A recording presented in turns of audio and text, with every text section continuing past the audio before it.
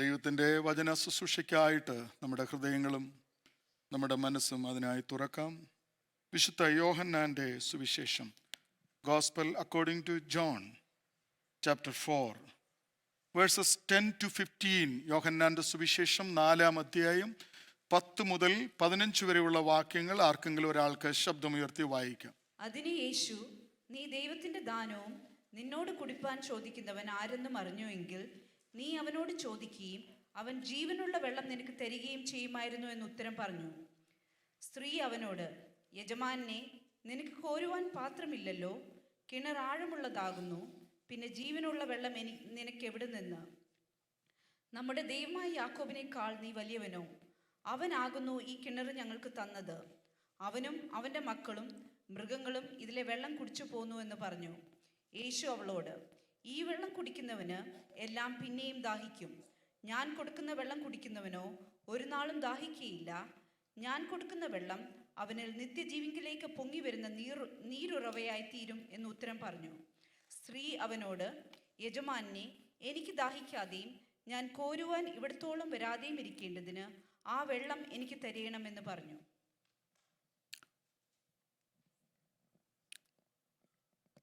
യാക്കോബും ദൈവവുമായിട്ടുള്ള ഒരു എൻകൗണ്ടർ. ആ എൻകൗണ്ടറിൽ യാക്കോബിന് സംഭവിച്ച മാറ്റങ്ങൾ കഴിഞ്ഞ 2 ആഴ്ചകളിൽ നമ്മൾ ധ്യാനിച്ചു.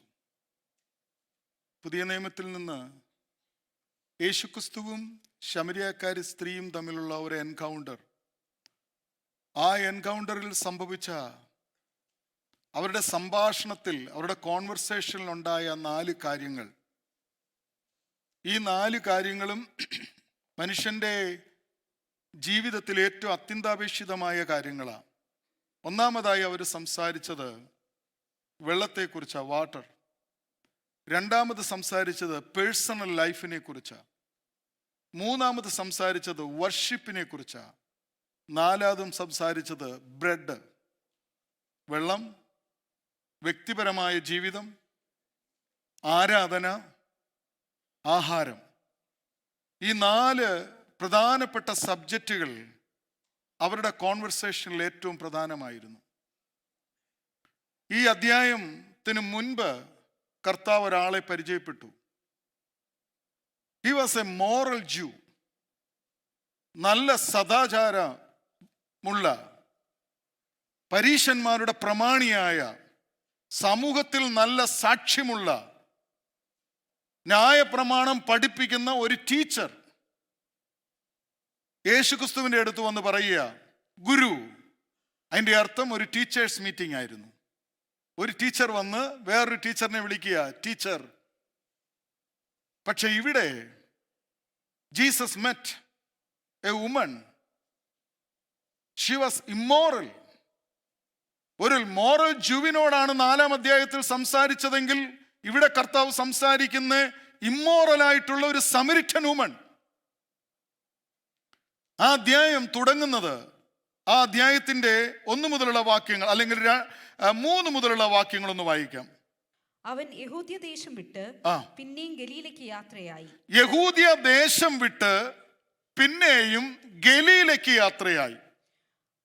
അപ്പോ ഇവിടെ യഹൂദ്യ ദേശത്തിനും ഗലീലയ്ക്കും ഇടയ്ക്കുള്ള ഒരു പ്ലേസ് ആണ്. Between Judea and Galilee there was Samaria. ഇവിടുത്തെ ഒരു പ്രശ്നം എന്തെന്ന് ചോദിച്ചാൽ, ശമരിയക്കാരുമായിട്ട് there was an animosity or enmity between Samaritans and Jews. യഹൂദന്മാരും ശമര്യരും തമ്മിൽ ഭയങ്കര ശത്രുത നിൽക്കുകയാണ്. ശമരിയക്കാരെ സംബന്ധിച്ചിടത്തോളം അവർക്ക് ആരാധിക്കാൻ എങ്ങും പോകണ്ട, ഗെരിസീം, അവിടെ തന്നെ അവർ ആരാധിക്കുന്നേ. പക്ഷെ ഗലീലയിലുള്ള യഹൂദന്മാർക്ക് ആരാധിക്കാൻ പോകണമെങ്കിൽ യഹൂദയിൽ പോയേ പറ്റത്തുള്ളൂ. പോകണമെങ്കിൽ അവർക്ക് ശമരിയ വഴിയേ ഉള്ളൂ യാത്ര. പക്ഷെ ശമര്യരെ അവർ വെറുക്കുന്നത് കൊണ്ടും ശത്രുക്കളായതുകൊണ്ടും ശമരിയ എന്ന പദം പോലും, ശമര്യൻ എന്നൊരു പദം പോലും അവരുടെ നാവിലെടുക്കാൻ അവർക്ക് അറപ്പ. അതുകൊണ്ട് ഒരു ന്യായശാസ്ത്രി വന്ന് കർത്താവിനോട് ചോദിച്ചില്ലേ, എൻ്റെ നല്ല ഹൂ ഇസ് മൈ നെയ്ബർ എന്ന് ചോദിച്ചപ്പോൾ കർത്താവ് പറഞ്ഞു, ആ 3 പേരെ പരിചയപ്പെടുത്തിയിട്ട് പറഞ്ഞു, ഒരു പ്രീസ്റ്റിനെയും ഒരു ലെവൈറ്റ്സിനെയും ഒരു ഗുഡ് സമരിറ്റിനെയും പരിചയപ്പെടുത്തിയിട്ട് ചോദിച്ചു, ഇവരിൽ ആരാ നല്ലവനെന്ന് ചോദിച്ചപ്പോൾ അവൻ പറയുകയാണ്, ആ കരുണ കാണിച്ചവൻ. എന്നാൽ ശമര്യൻ എന്ന് പറഞ്ഞില്ല, കാരണം അവന്റെ വായിൽ ശമര്യൻ എന്ന് എടുക്കുന്നത് അറപ്പായിട്ട് അവർ കണ്ടിരുന്നതാണ്.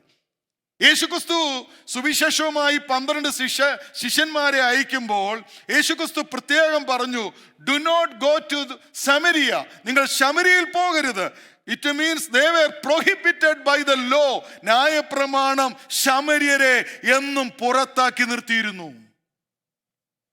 ശമരിയ വഴി പോകാതെ അവർ എക്സ്ട്രാ മൈൽ നടന്ന ഗലീലയിൽ നിന്ന് യഹൂദയിൽ പോകുന്നത് യോർദാന്റെ കിഴക്കുള്ള തീരത്തുകൂടെ ചുറ്റിക്കറങ്ങി ഒരു ഡബിൾ മൈൽ നടന്നേ അവർ യഹൂദയിൽ പോകൂ, യഹൂദയിൽ നിന്ന് ശമരിയ ഗലലിയിൽ വരത്തുള്ളൂ. ഒരിക്കലും ശമരിയക്കാരെ കണ്ടാൽ അവർ തിരിഞ്ഞു നടക്കും, അത്രയ്ക്ക് ഭയങ്കര വെറുപ്പാ.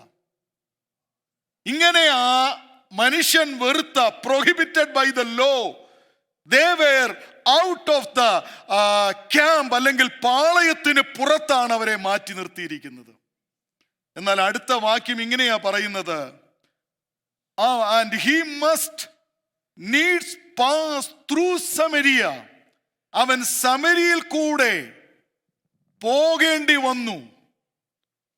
Jesus became the trespasser.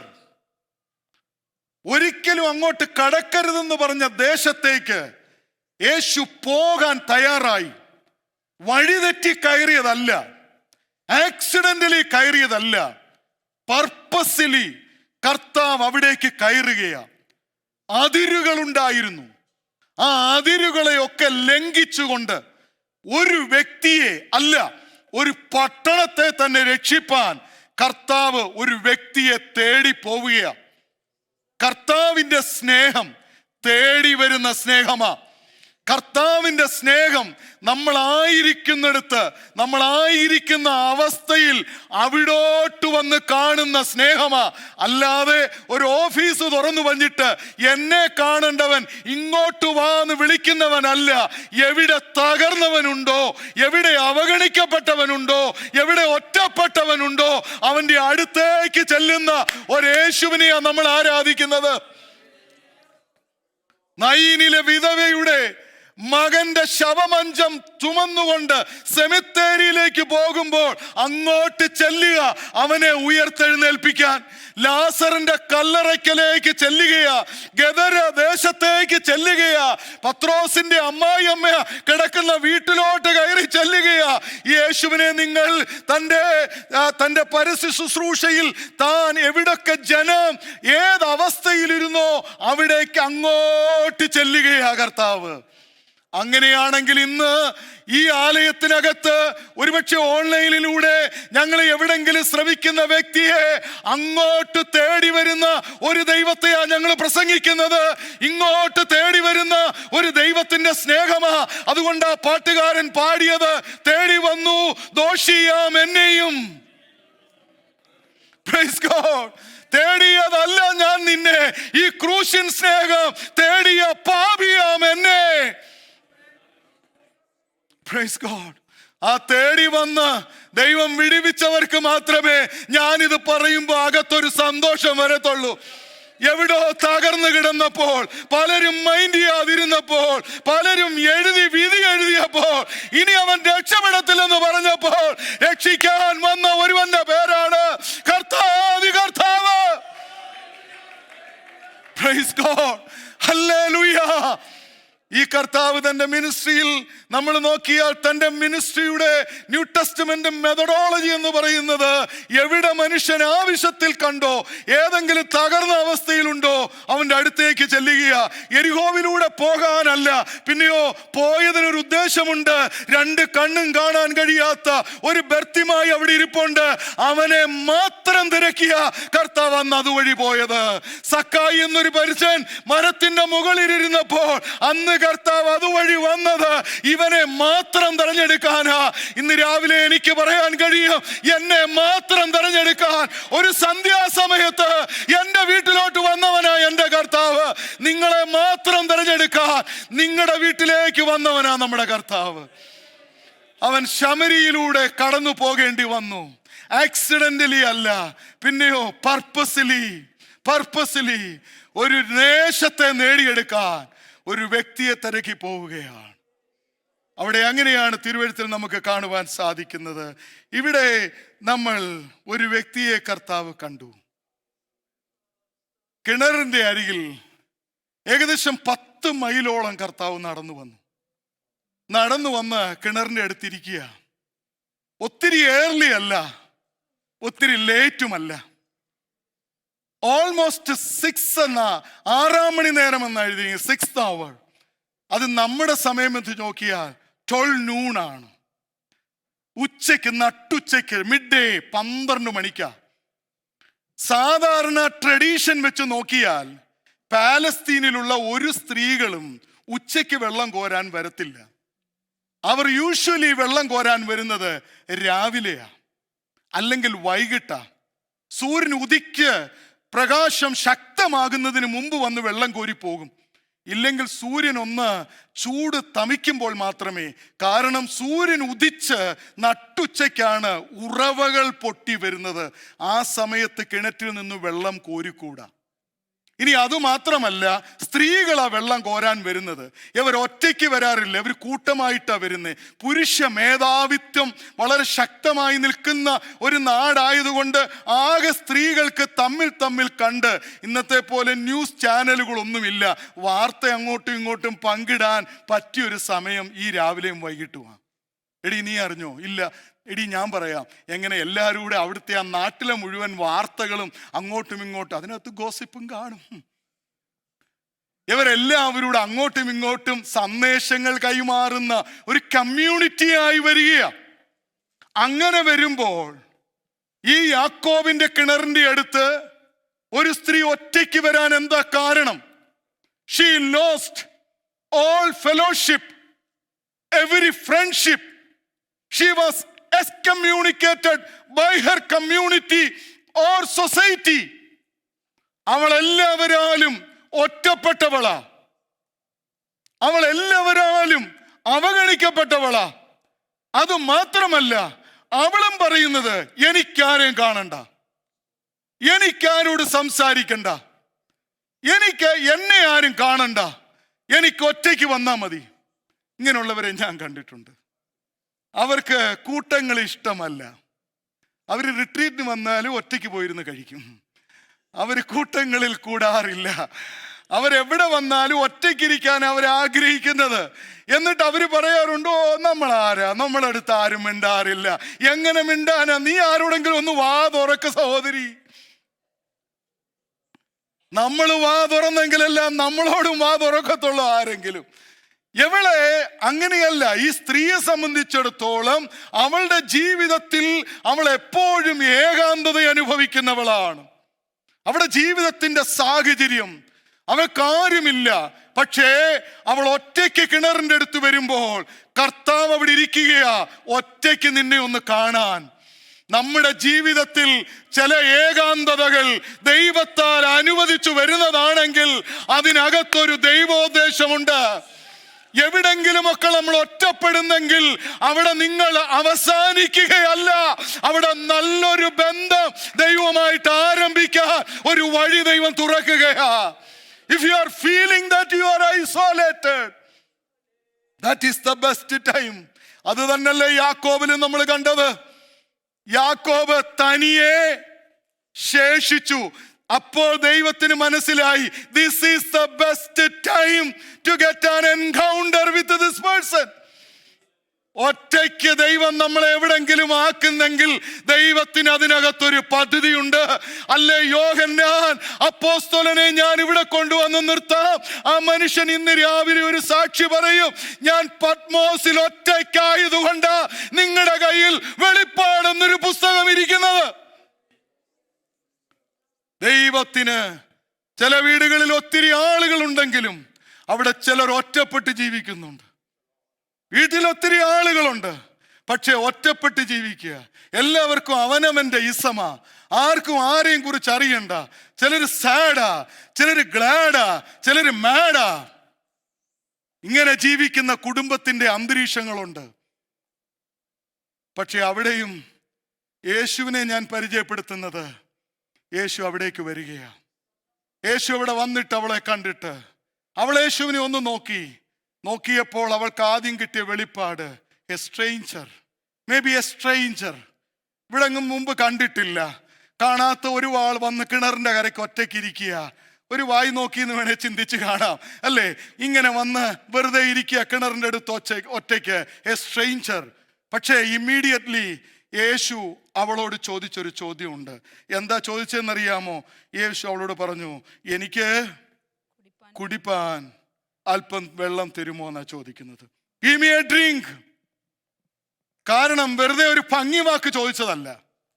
യേശു ശരിക്കും ദാഹിച്ചു. കാരണം 10 മൈലോളം കർത്താവ് നടന്നു വന്നതാ. എനിക്കിപ്പോ ഭയങ്കര ദാഹമുണ്ട്. 7 മണിയായപ്പോൾ വെള്ളം കൂടി നിർത്തിയതാ. കാരണം ബാബുച്ചാൻ ഒരു മെസ്സേജ് കണ്ടു, പിന്നെ വെള്ളം കുടിച്ചിട്ടേ ഇല്ല. ഭയങ്കര ദാഹമാണ്. അപ്പൊ വെള്ളം കുടിക്കാതിരുന്നാൽ മനുഷ്യന് എന്തുണ്ടാകും? ദാഹമുണ്ടാകും. യേശുക്രിസ്തുവിന് ശരിക്കും ദാഹിച്ചു. ദാഹിച്ചതിന് ശേഷമാണ് കർത്താവ് ചോദിക്കുന്നത്, ഗീവ് മീ എ ഡ്രിങ്ക്. ഈ ചോദ്യത്തിൽ അവള് പകച്ചു നിന്നിട്ട് ചോദിക്കുക, ഞാനൊരു സമരിറ്റൻ ഉമനാണ്. നിന്റെ വേഷം കണ്ടിട്ടും നിന്റെ ഭാവം കണ്ടിട്ടും നിന്റെ ശബ്ദം കേട്ടിട്ടും നീ ഒരു ജൂയിഷാണ്. നിനക്ക് എങ്ങനെ എന്നോട് വെള്ളം ചോദിക്കാൻ ചോദ്യം? റേസിസം അവിടെയുണ്ടോ? വെള്ളത്തിന്റെ മുമ്പിൽ റേസിസം ഉണ്ടോ? ദാഹിക്കുന്നവന്റെ മുമ്പിൽ നിറം നോക്കുമോ? ഭാഷ നോക്കുമോ? വർഗം നോക്കുമോ? വർണ്ണം നോക്കുമോ? വടക്കേ ഇന്ത്യയിലൊക്കെ ഞാൻ കണ്ടിട്ടുണ്ട്. ഞാൻ സൈക്കിളിലൊക്കെ യാത്ര ചെയ്തിട്ടുണ്ട്. ചെറിയ കുടിലുകൾ കെട്ടിയിട്ട് വഴിയാത്രക്കാർ നിറം നോക്കാതെ ഭാഷ നോക്കാതെ ഒരു പുണ്യം പോലെ അവർ കുടങ്ങളിൽ വെള്ളം വെച്ചിട്ട് ഇങ്ങനെ ഒഴിച്ചു കൊടുക്കാറുണ്ട്. ദാഹജലത്തിന്റെ മുമ്പിൽ ഭാഷയോ വർണ്ണമോ വർഗമോ നിറമോ ഒന്നും നോക്കാറില്ല. പക്ഷെ ഈ സ്ത്രീ വെള്ളം ചോദിച്ചപ്പോൾ ചോദിക്കുകയാണ്, നീ ഒരു യഹൂദൻ, ഞാൻ ആരാണ്? അവിടെ യേശു പറയുന്ന 2 കാര്യങ്ങളാണ് നമ്മൾ ചിന്തിക്കാൻ പോകുന്നത്. അടുത്ത വാക്യം ഒന്ന് വായിക്കാമോ? 10-ാം വാക്യം. അതിന് യേശു, നീ ദൈവത്തിന്റെ ദാനവും നിന്നോട് കുടിപ്പാൻ ചോദിക്കുന്നവൻ ആരെന്നും അറിഞ്ഞു എങ്കിൽ. 2 സത്യം ഇന്ന് രാവിലെ ഇവിടെ ഇരിക്കുന്ന ദൈവജനവും ഞങ്ങളെ ഓൺലൈനിലൂടെ ശ്രവിക്കുന്നവരും തിരിച്ചറിഞ്ഞാൽ നിന്റെ ജീവിതത്തിന്റെ സ്ഥിതി മാറാൻ പോവുകയാ. യേശു ആരാന്നും യേശുവിന് എന്ത് തരാൻ കഴിയുമെന്നും നീ അറിഞ്ഞാൽ നിന്റെ നിലവാരം മാറും, നിന്റെ അവസ്ഥ മാറും, നിന്റെ ഇന്ന് വരെയുള്ള സ്ഥിതികൾ മാറും. പക്ഷെ ഒരു വെളിപ്പാട് നിന്നോട് സംസാരിക്കുന്ന ഈ നിന്റെ മുമ്പിൽ ഇരിക്കുന്ന നിനക്കൊരു സ്ട്രേഞ്ചറിനെ പോലെ തോന്നിയ, നിനക്കൊരു യഹൂദനെ പോലെ തോന്നിയ ഇവൻ ആരാണെന്നും ഇവൻ എന്ത് തരാൻ കഴിയുമെന്നും നീ ഒന്ന് തിരിച്ചറിയണം. Praise God. യേശുവിനെ അറിയാൻ വായിച്ചുള്ള അറിവല്ല. യേശുവിനെ അറിയുന്നത് വെറും ഒരു കേട്ടറിവല്ല. യേശുവിനെ അറിയുന്നത് ഒരു വെളിപ്പാടിലുള്ള അറിവാ. യഹൂദൻ യേശുവിനെ ഭൂമിയിലായിരുന്നപ്പോൾ ചോദിച്ചു, ഇവൻ ജോൺ ദ ബാപ്റ്റിസ്റ്റ് ആണോ? ഇവൻ ഒരു പ്രോഫറ്റ് ആണോ? ഇവൻ ജെരമ്യാവാണോ? ഇവൻ ഏലിയാവാണോ? ഇങ്ങനെ ആളുകൾ ചോദിക്കുക, who is this person? Even the wind and the storm obey him. കാറ്റും കടലും ഇവനെ അനുസരിക്കുന്നു. ഇവൻ ആരാ? ഇവൻ ആരാ? ആരാ? ആരാന്ന് ചോദിച്ച് നടന്നവർ ഇങ്ങനെ വട്ടം കറങ്ങി നടന്നെങ്കിലും ചിലർ പറയുകയാണ്, നീ ജീവനുള്ള ദൈവത്തിന്റെ പുത്രനായ ക്രിസ്തുവ. നിത്യജീവന്റെ മൊഴികൾ നിന്നിലുണ്ട്. നിന്റെ പക്കൽ ചിലതുണ്ട്. ഞങ്ങൾ നിന്നെ വിട്ടിട്ട് എങ്ങും പോകാൻ ആഗ്രഹിക്കുന്നില്ല. സാന്നിധ്യം കൊതിക്കണമോ? അവൻ എന്ത് തരാൻ കഴിയുമെന്നറിയണം. അവൻ ആരാന്നറിയണം. ഈ സോഷ്യൽ മീഡിയയിൽ വൈറലായ കഴിഞ്ഞ ദിവസം കേട്ട ഒരു കവിതയുണ്ട്. കേരളത്തിലെ ഒരു IAS പാടിയ കവിതയാ. വിദ്യാഭ്യാസമുണ്ടെങ്കിലും വിവരമില്ലാതെ പോയി. യേശുക്രിസ്തു ഒരു കറുത്ത വർഗക്കാരനാണെന്നും, യേശുക്രിസ്തു ഒരു ഓസ്ട്രേലിയക്കാരനാണെന്നും, യേശുക്രിസ്തു ഒരു ഇറ്റലിക്കാരനാണെന്നും, യേശുക്രിസ്തു ഒരു അയർലൻഡുകാരനാണെന്നും, ഏറ്റവും ഒടുവിൽ ആ സ്ത്രീ പറയുക യേശുക്രിസ്തു ഒരു സ്ത്രീയാണെന്ന്. നിന്റെ IAS വായന കൊണ്ടോ പഠനം കൊണ്ടോ പുസ്തക വായന കൊണ്ടോ ഞങ്ങളുടെ കർത്താവിനെ നിനക്ക് മനസ്സിലാകത്തില്ല. ഇത് ജഡരക്തങ്ങൾക്ക് വെളിപ്പെടുത്തി തരാൻ പറ്റത്തില്ല. ഇത് സ്വർഗസ്ഥനായ ദൈവം വെളിപ്പെടുത്തിയെങ്കിലേ പറ്റത്തുള്ളൂ. Praise God. യേശുക്രിസ്തു ഒരു സ്ത്രീയല്ല, യേശുക്രിസ്തു ഒരു കർത്തവർഗക്കാരനല്ല. ആർക്കും യേശുക്രിസ്തുവിനെ ഭാവനയിൽ വരച്ചെടുക്കാൻ പറ്റുന്നതല്ല. അവൻ അഗ്നിജ്വാലയ്ക്കൊത്ത കണ്ണുള്ളവനാ. അവൻ നിലവിളക്കുകളുടെ നടുവിൽ നിലയങ്കി ധരിച്ച് നടക്കുന്നവനാ. അവൻ മാറത്തു പൊൻകച്ച കെട്ടിയവനാ. അവനെ പോലെ മറ്റാരുമില്ല. അവന് തുല്യം ചൊല്ലാൻ ആരുമില്ല. എത്ര പേർ ഇന്ന് രാവിലെ തുല്യം ചൊല്ലാൻ ഈ കർത്താവിന് പകരം മറ്റാരുമില്ലെന്ന് വിശ്വസിക്കുന്നവർ കരങ്ങൾ ഉയർത്തി ദൈവത്തെ മഹത്വപ്പെടുത്തും. Praise God. ഞാൻ വേഗത്തിൽ മുൻപോട്ട് പോകട്ടെ. രണ്ട് സത്യം, truths you have to know. നിന്നോട് സംസാരിക്കുന്നവൻ ആരെന്നും അവൻ ദൈവം തരാൻ പോകുന്ന ദാനത്തിന്റെ വിലയും നീ ഒന്നറിഞ്ഞാൽ നീ അവനോട് ചോദിക്കും. അവൻ നിനക്ക് ഒരിക്കലും ദാഹിക്കാത്ത ജീവന്റെ ഉറവ തരും. The first conversation about water, വെള്ളത്തെക്കുറിച്ച് അവർ സംസാരിച്ചുകൊണ്ടിരിക്കുന്നത്.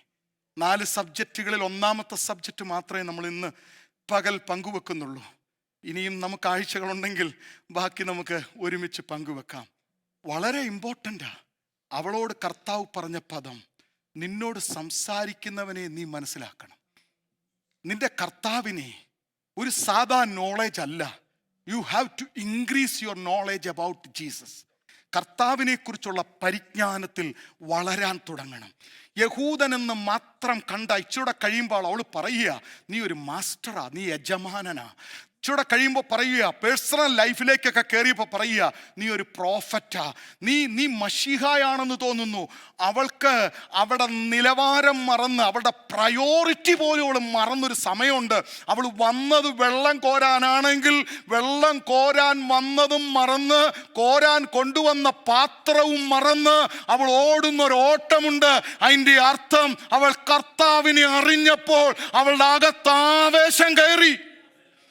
കർത്താവിനെ അറിയും തോറും നമ്മുടെ ആവേശം കൂടിക്കൊണ്ടിരിക്കത്തേ ഉള്ളൂ. ഇത് കുറയുന്നതല്ല. ഇവിടെ രണ്ടാമത് പറയുക, ദൈവത്തിന്റെ ദാനം അത് ടെമ്പറൽ അല്ല, അത് ഇറ്റേണലാ. ഇവിടെ 2 കോൺട്രാസ്റ്റ് പറയുന്നുണ്ട്. അവള് താഴോട്ട് വരുമ്പോൾ പറയുന്നു, നിനക്കറിയാമോ ഈ കിണറിനെ കുറിച്ചുള്ള ചരിത്രം വല്ലതും നിനക്കറിയാമോ? ഈ കിണർ ഞങ്ങളുടെ വല്യപ്പച്ചനായ യാക്കോബിന്റെ കിണറാ. ആ കിണറ്റിലാണ് ഞങ്ങൾ കുടിക്കുന്നത്. അവൻ്റെ കന്നുകാലികളെല്ലാം കുടിച്ച കിണറായത് എന്ന് പറയുക. ആ സമയത്താ കർത്താവ് അവളോട് സംസാരിക്കുന്നത്. ആ 12ാമത്തെ വാക്യം ഒന്ന് വായിക്കാമോ? നമ്മുടെ പിതാവായ യാക്കോബിനേക്കാൾ നീ വലിയവനോ? അവനാകുന്നു ഈ കിണർ ഞങ്ങൾക്ക് തന്നത്. അവനും അവന്റെ മക്കളും മൃഗങ്ങളും ഇതിലെ വെള്ളം കുടിച്ചു പോന്നു എന്ന് പറഞ്ഞു. യേശു അവളോട്, ഈ വെള്ളം കുടിക്കുന്നവന് എല്ലാം പിന്നെയും ദാഹിക്കും. ഞാൻ കൊടുക്കുന്ന വെള്ളം കുടിക്കുന്നു. ഇവിടെ ഒരു കോൺട്രാസ്റ്റ് യേശു പറയുക. നിനക്കറിയാമോ ഈ യാക്കോബിന്റെ വെല്ലിൽ നിന്ന് ആരൊക്കെ കുടിച്ചിട്ടുണ്ടോ? ഈ യാക്കോബിന്റെ കിണറിൽ നിന്ന് കുടിച്ചവർക്കെല്ലാം ദാഹിച്ചിട്ടുണ്ട്. പക്ഷേ ഒരിക്കലും ദാഹിക്കാത്ത ജീവന്റെ ഉറവ തരാൻ എൻ്റെ കയ്യിലുണ്ട്. നിനക്ക് ഞാനത് തന്നാൽ പിന്നെ നിനക്കൊരിക്കലും ദാഹിക്കയില്ല. ഈ കിണറ്റിലെ വെള്ളം കുടിച്ചവർക്കെല്ലാം ദാഹിച്ചിട്ടുണ്ട്, പക്ഷെ ഞാൻ കൊടുക്കുന്ന വെള്ളം കുടിക്കുന്നവൻ എന്ത് ചെയ്യത്തില്ല? ദാഹിക്കയില്ല. അവൾ ചോദിച്ചൊരു ചോദ്യം കേട്ടോ, നീ ഞങ്ങളുടെ പിതാവായ യാക്കോബിനേക്കാൾ വലിയവനാണോ? അടുത്ത വാക്യം കൂടെ ഒന്ന് വായിക്കാമോ?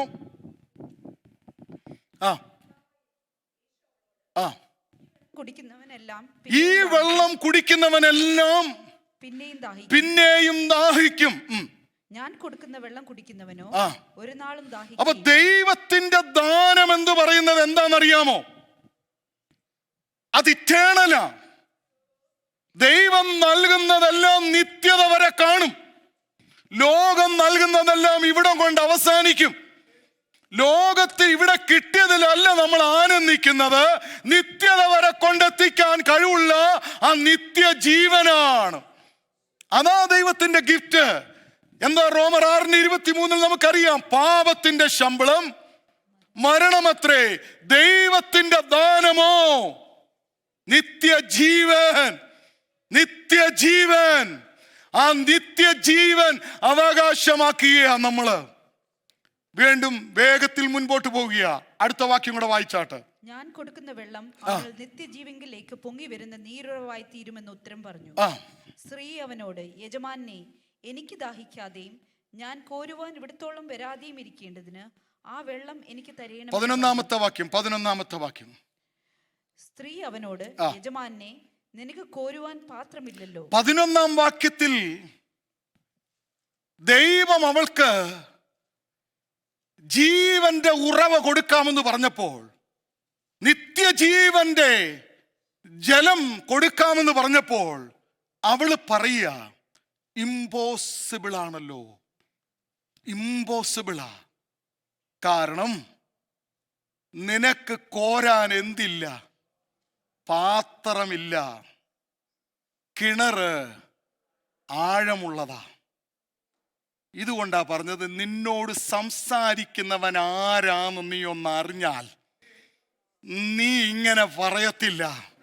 അവന്റെ കൈകളിൽ പാത്രമില്ലായിരിക്കാം, പക്ഷെ നിനക്കറിയാമോ, ഒരമ്മയ്ക്കും കുഞ്ഞിനും വേണ്ടി മരുഭൂമിയിൽ ഉറവ തുറന്നവനാ നിന്റെ മുമ്പിൽ ഇരിക്കുന്നേ. ശിംശോന് ഗേഹിയിൽ ഒരു കുഴി പിളരുമാറാക്കിയിട്ട് അവിടുന്ന് വെള്ളം കൊടുത്തവനാ നിന്റെ മുമ്പിൽ ഇരിക്കുന്നേ. മരുഭൂമിയിൽ 30 ലക്ഷം ജനത്തിന് തീക്കൽ പാറയിൽ നിന്ന് നദി ചാടി പുറപ്പെടുവിച്ച് കുടിക്കുമാറാക്കിയവനാ നിന്റെ മുമ്പിൽ ഇരിക്കുന്നേ. അവന് വെള്ളം തരാൻ പാത്രം വേണ്ട. നീ കഴിഞ്ഞ വർഷങ്ങൾ മുഴുവനും, നിന്റെ ആയുസ് മുഴുവനും കണ്ടത് പാത്രം ഉപയോഗിച്ച് കോരുന്നവരെയാ. പക്ഷെ ഇന്ന് നിന്നോട് സംസാരിക്കുന്നവന് വെള്ളം കോരാൻ there is no need. അവിടെ പാത്രത്തിന്റെ ആവശ്യമില്ല. അവൻ കൽപ്പിക്കുമ്പോൾ ജലതടാകം വരികയാ. എങ്ങനെ സംഭവിക്കുക? ആഴമുള്ളതാ. It's too deep. ആഴത്തിൽ നിന്ന് ഉയർത്തിക്കൊണ്ടുവരാൻ കഴിവുള്ളവന്. ആഴത്തിൽ പോയെന്ന് തോന്നുന്നെങ്കിൽ ഇന്ന് പകൽ വിശ്വസിച്ചോ, ഏറ്റു പറഞ്ഞോ, ഇത് ഊരിപ്പോയ കോടാലി അത് ആഴത്തിൽ പോയാലും ശാസ്ത്രം ഉപയോഗിച്ചാൽ ഒരു കമ്പ് വെട്ടിയിട്ടാൽ അത് പൊങ്ങി വരികയില്ല. അതാണ് തത്വശാസ്ത്രമെങ്കിൽ ഇതോ ആ കമ്പ്, ആ കോടാലി, ആ ആക്സിഡന്റ് പൊങ്ങി വരിക. നമ്മുടെ കൈവിട്ട് പോയെന്നൊന്നും നമ്മൾ ചിന്തിക്കരുത്. വിധി പറയരുത്. നിർത്ത്. വിധി പറയുന്നതൊക്കെ നിർത്ത്. ഞാൻ ഇന്ന് രാവിലെ ദൈവമക്കളോട് പറയാം, ആഴത്തിൽ പോയാലും അതിനെ ഉയർത്തിക്കൊണ്ടുവരാൻ കഴിവുള്ളവനാ ഞാൻ ആരാധിച്ചുകൊണ്ടിരിക്കുന്ന എൻ്റെ കർത്താവ്. എങ്ങനെ സംഭവിക്കും? എങ്ങനെ സംഭവിക്കും? കാരണം നിനക്ക് വെള്ളം തരാമെന്ന് പറഞ്ഞപ്പോൾ അവൾ നോക്കിയത് അവന്റെ കൈകളിലേക്കാ. അവന്റെ കൈകളിൽ എന്തില്ല? പാത്രമില്ല. നീ അവന്റെ കൈകളിലേക്ക് നോക്കാതെ അവനെ ഒന്ന് നോക്ക്. അതുകൊണ്ട് അപ്പോസ്തലന്മാര് പറഞ്ഞത്, ഞങ്ങളുടെ കൈകളിൽ വെള്ളിയുമില്ല പൊന്നുമില്ല, ലുക്ക് ആൻഡ് വാസ്, ഞങ്ങളിലേക്കൊന്ന് നോക്ക്. യേശുവിന്റെ നാമത്തിൽ നീ എഴുന്നേൽക്കുക. Praise God. സോ ഡോണ്ട്, അവന്റെ കൈകളിലല്ല അത്ഭുതം ഇരിക്കുന്നത്, അവനിലാണ് അത്ഭുതം ഇരിക്കുന്നത്. Praise God. കർത്താവ് ചിലത് പറയുമ്പോഴേ എല്ലാം അസാധ്യതകളായിരിക്കും. നമ്മുടെ ശരീരശാസ്ത്രത്തിനെതിരായിട്ടായിരിക്കും ദൈവം പ്രവർത്തിക്കുന്നത്. നമ്മുടെ പ്രകൃതിയുടെ ശാസ്ത്രമുണ്ട്, പ്രകൃതിയുടെ ശാസ്ത്രത്തിന് എതിരായിട്ടാ ദൈവം പ്രവർത്തിക്കുന്നത്. ഇന്നത് സംഭവിക്കും. നിങ്ങൾക്കൊന്ന് വിശ്വസിക്കാമോ? മറിയോട് ദൂതൻ പറയുക, ഇന്ന് രാവിലെ പ്രയർ ലൈനിൽ ആ ശബ്ദം കേട്ടതാ. മറിയോട് ദൂതൻ പറഞ്ഞൊരു ദൂതുണ്ട്, എന്താണെന്നറിയാമോ?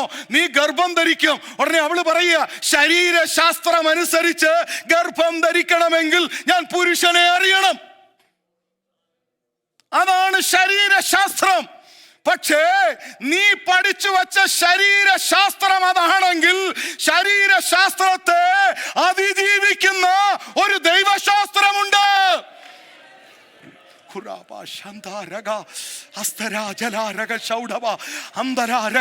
മെഡിക്കൽ സയൻസ് പറയുന്ന കുറെ ശാസ്ത്രങ്ങളുണ്ട് കേട്ടോ. മെഡിക്കൽ സയൻസ് തരുന്ന കുറെ റിപ്പോർട്ടുകളുണ്ട് കേട്ടോ. ഇന്ന് രാവിലെ ഒന്ന് വിശ്വസിക്കാമോ? അതിന്റെ മീതെ വാഴുന്ന, അതിന്റെ മീതെ പോകുന്ന ഒരു ദൈവശക്തിയുണ്ട്. ശരീരശാസ്ത്രം പറയുന്നത് ഒരു കുഞ്ഞുണ്ടാകണമെങ്കിൽ ഞാൻ എന്ത് ചെയ്യണം?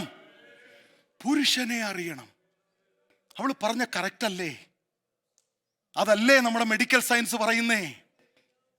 പക്ഷേ ദൈവം പറയുക, അത്യുന്നതന്റെ ഒരു ശക്തിയുണ്ട്. അത് നിന്റെ ശരീരശാസ്ത്രത്തിന്റെ മീതെ വരുന്നതാ. അത് വിശ്വസിക്കുന്നവർക്ക് വേണ്ടി വ്യാപരിക്കുന്ന ശക്തിയാ. അത് ക്യാൻസറുകളുടെ സെല്ലുകളെ റേഡിയേഷൻ ഇല്ലാതെ കൊല്ലാൻ കഴിയും. അത് നമ്മുടെ ശരീരത്തെ കാർന്നു തിന്നുകൊണ്ടിരിക്കുന്ന രോഗാത്മാവിനെ നശിപ്പിക്കാൻ കഴിവുള്ള ഒരു ദൈവശക്തിയുണ്ട്. Praise God.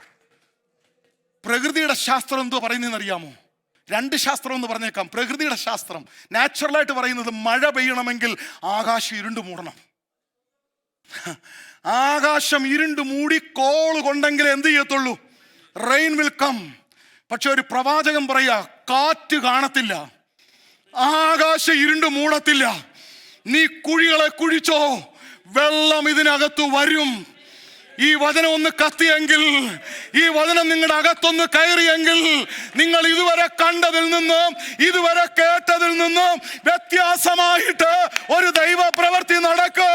അത് ഈ സഭയിൽ നടക്കും, അത് ഒക്കലഹോമയിൽ നടക്കും, അത് അമേരിക്കയിൽ നടക്കും, അത് നിന്റെ കുടുംബത്തിൽ നടക്കും. പ്രകൃതി ശക്തികൾ പറയുക, പ്രകൃതിയുടെ ശാസ്ത്രം പറയുന്നത് മഴയ്ക്കൊരു ഒരു നിയമമുണ്ട്.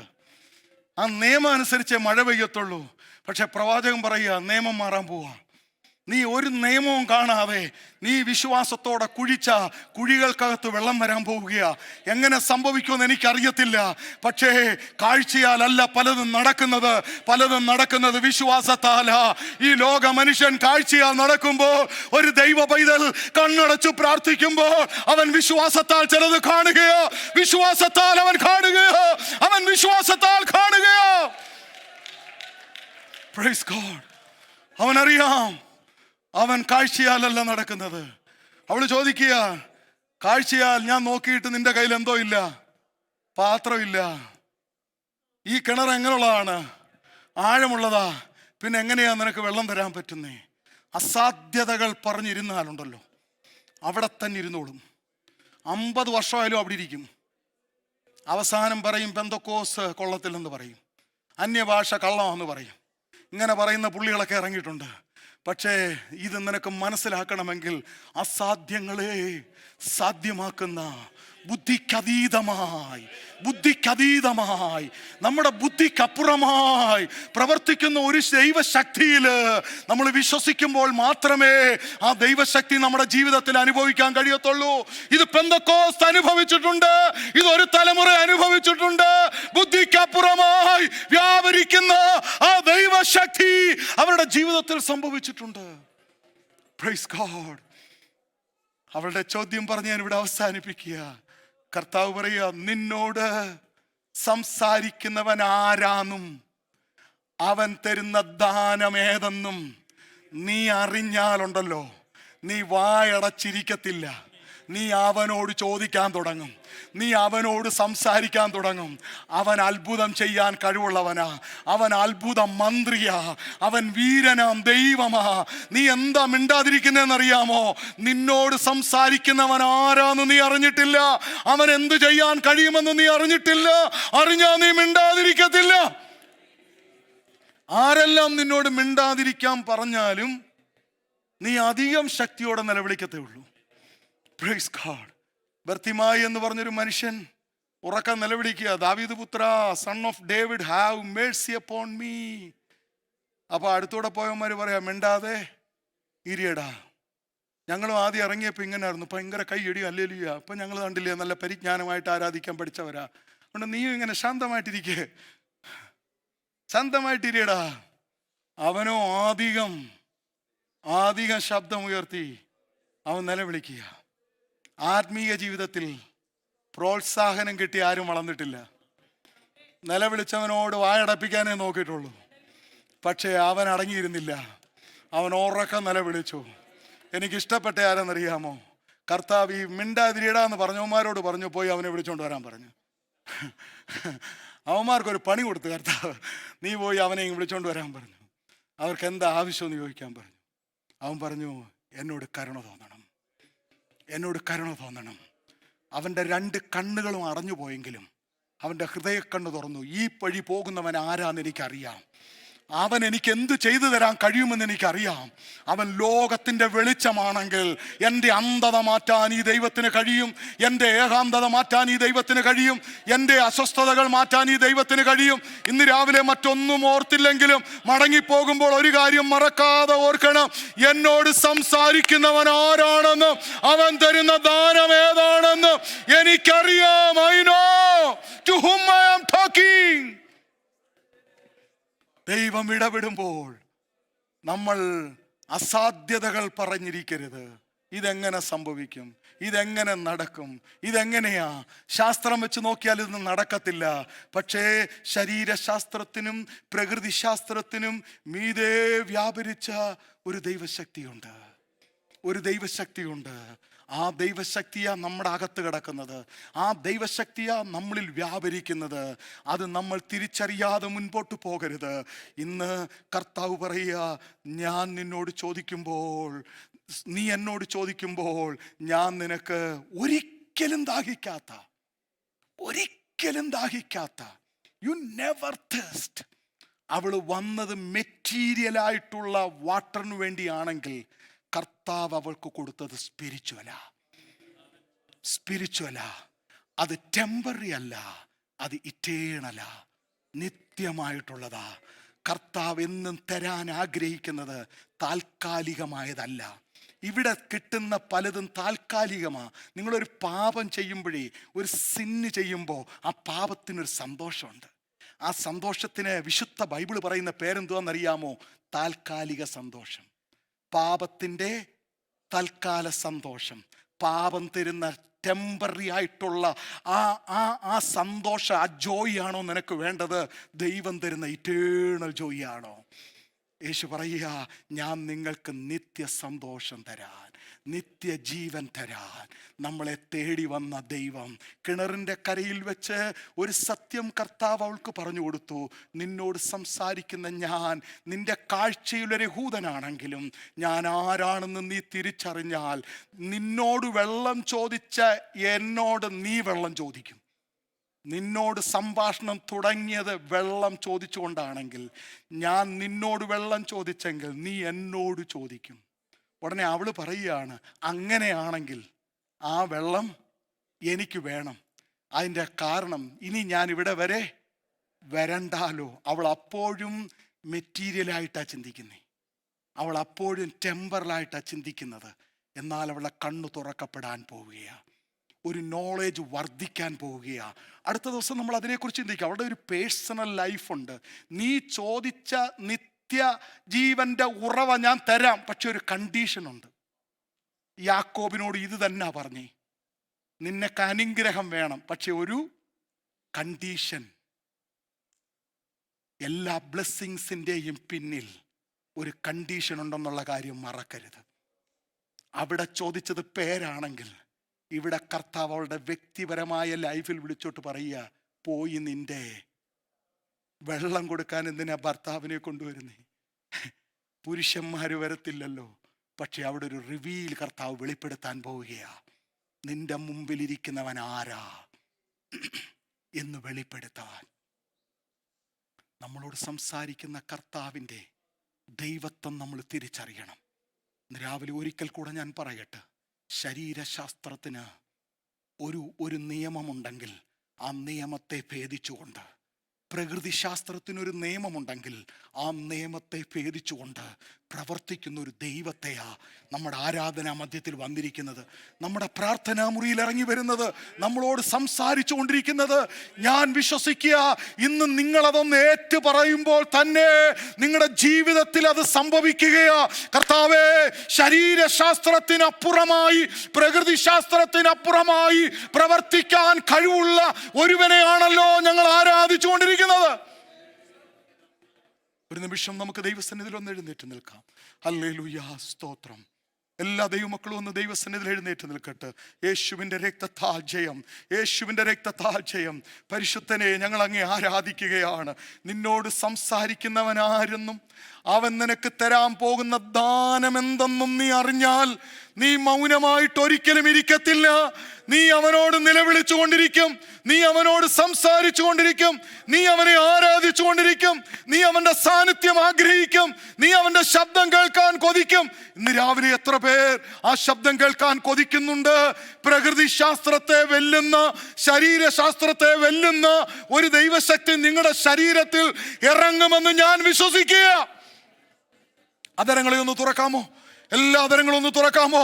ദൈവത്തോടൊന്ന് സംസാരിക്കാമോ? കർത്താവേ, വിശ്വസിക്കുന്നവർക്ക് വേണ്ടി വ്യാപരിക്കുന്ന ആ ശക്തി, ആഴമുള്ളതെന്ന് പറഞ്ഞ്, പാത്രമില്ലെന്ന് പറഞ്ഞ്, അസാധ്യതകൾ പറഞ്ഞ് ഇരിക്കാൻ വിളിക്കപ്പെട്ടവരല്ല, സാധ്യമാക്കാൻ